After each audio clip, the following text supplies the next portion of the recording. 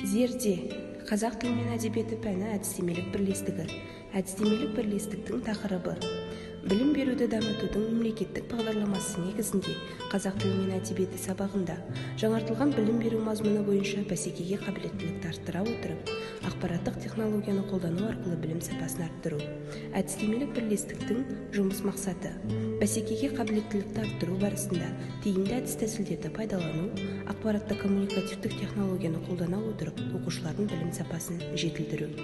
Әдістемелік бірлестіктің жұмыс міндеттері білім алушылар мен мұғалімдердің ақпараттық сауаттылығын арттыру жұмыстарын жүргізу, түрлі білім беру платформаларында жұмыс істеу дағдыларын жетілдіру, жаһандық өзгерістерге психологиялық тұрғыдан өзін ашық ұстай алатын тұлға тәрбиелеу.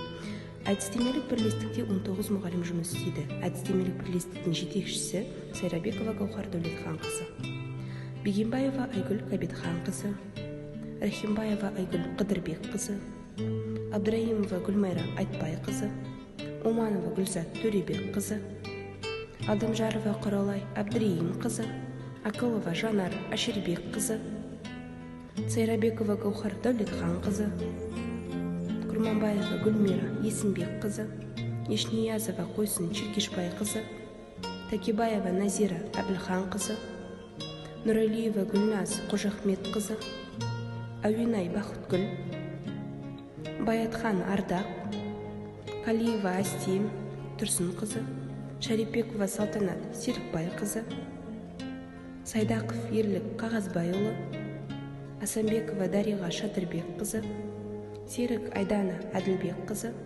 Маликова Альмира Русланқызы.